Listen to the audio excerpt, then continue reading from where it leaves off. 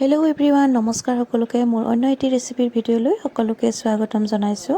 আৰু আজি লৈ আহিছোঁ এটি পোহাৰ ৰেচিপি। পোহা বনাবৰ বাবে মই লৈ লৈছোঁ চিৰা প্ৰায় আধা কেজিৰ অকণমান কম লৈ লৈছোঁ। আৰু এইখিনি ধুই অলপমান সময় এনেকৈ ৰাখি দিছোঁ।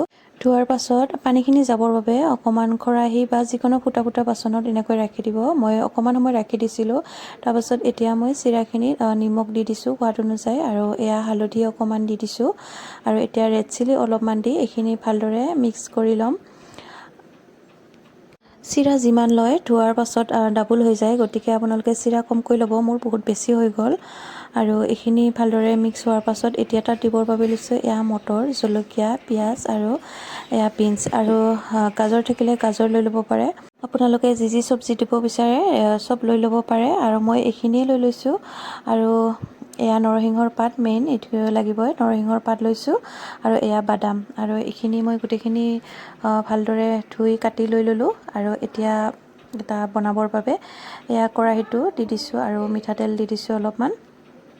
প্ৰথমতে মই এয়া অলপমান জিৰা দি দিলোঁ, আৰু জিৰাখিনি ফুটাৰ পাছত এয়া বগা সৰিয়হ দি দিছোঁ। এইটো অপশ্যনেল হয়, নিদিবও পাৰে বা দিবও পাৰে।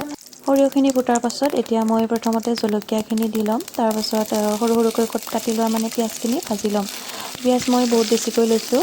প্ৰথমতে অলপমান সৰু সৰুকৈ কটা পিঁয়াজখিনি ভাজি ল'ম। তাৰপাছত আকৌ মই ডাঙৰকৈ কটা পিঁয়াজখিনি দি দিম পিছত। আৰু এতিয়া এইখিনি অলপমান ৰঙচুৱা হোৱালৈকে ভাজি ল'ম।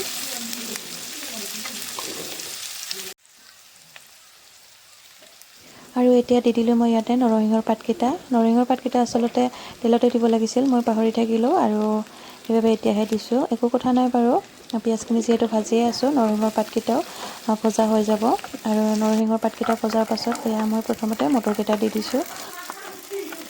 এতিয়া দি দিলোঁ বিনছখিনি, আৰু বিনছখিনি দিয়াৰ পাছত এইখিনি অলপমান সময় ভালদৰে ভাজি ল'ম। আৰু এই ডাঙৰকৈ কটা পিঁয়াজখিনি মই এতিয়াই নিদিওঁ, অলপমান দেৰিকৈ দিম।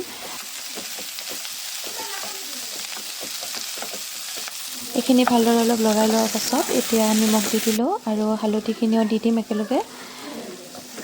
হালধিখিনি দিয়াৰ পাছত অলপমান সময় ঢাকন লগাই দিম, আৰু প্ৰায় 5 মিনিটমান ঢাকন লগাই সিজিবলৈ দিম। এয়া 5-6 মিনিটমান সময় সিজাৰ পাছত এতিয়া অলপমান লৰাই লৈছোঁ, আৰু এতিয়া মই ডাঙৰকৈ কটা পিঁয়াজখিনি ইয়াতে দি দিম। পিঁয়াজখিনি দিয়াৰ পাছত আকৌ এতিয়া মই প্ৰায় 3-4 মিনিটমান সময় ঢাকন লগাই এইখিনি সিজিবলৈ দিম। এতিয়া চব্জিখিনি ভজা হৈ গ'ল, প্ৰায় 80% সিজি গৈছে। আৰু এইখিনি ভজা হোৱাৰ পাছত মই এতিয়া ইয়াতে চিৰাখিনি দি দিম, যিখিনি মিক্স কৰি থৈ দিছিলোঁ চিৰা ধুই, আৰু এইখিনি এতিয়া দি দিলোঁ। চিৰাখিনি দিয়াৰ পাছত ভালদৰে লৰাই থাকিম যাতে লাগি নধৰে, আৰু এইখিনি 5 মিনিটমান ভজাৰ পাছতে হৈয়ে যাব। আৰু ইয়াতে মই এতিয়া দি দিম বাদামখিনি, যিখিনি বাদাম মই আগতীয়াকৈ ভাজি থৈ দিছিলোঁ, আৰু সেইখিনি এতিয়া দি দিম। সেয়া মোৰ চিৰা বহুত বেছি হৈ গৈছিলে, প্ৰায় একৰাহে হৈ গৈছে, আৰু সেইবাবে অকণমান লৰাওঁতে দিগদাৰী হৈছে। আৰু এয়া বাদামখিনি দিয়াৰ পাছত 2 মিনিটমান সময় লৰাই নমাই থ'ম। আৰু শেষত এতিয়া মই দি দিম ইয়াতে অকণমান নেমুৰ ৰস দিলে টেষ্টটো বহুত ধুনীয়া হয়, আৰু খায়ো বহুত ভাল লাগে। নাথাকিলে নিদিলেও কথা নাই বাৰু, মোৰ আছে বাবে দি দিছোঁ। আৰু মোৰ আজিৰ পোহাৰ ৰেচিপি ৰেডি হৈ গ'ল। আৰু এয়া চাওক ইমান ধুনীয়া হৈছে, খাবলৈও বহুত ধুনীয়া হৈছিল। আপোনালোকেও এনেদৰে বনাই খাই চাব, খুবেই ভাল লাগে। আৰু মোৰ আজিৰ ৰেচিপিটো চাই কেনেকুৱা পালে জনাব। ভাল লাগিলে লাইক, কমেণ্ট, শ্বেয়াৰ কৰিব, আৰু নতুনকৈ চাই থকাসকলে চেনেলটো ছাবস্ক্ৰাইব কৰি ল'ব। গতিকে আজিলৈ ইমানেই আছিলে, আকৌ লগ পাম নতুন এটা ৰেচিপিৰ সৈতে। সকলোকে বহুত ধন্যবাদ।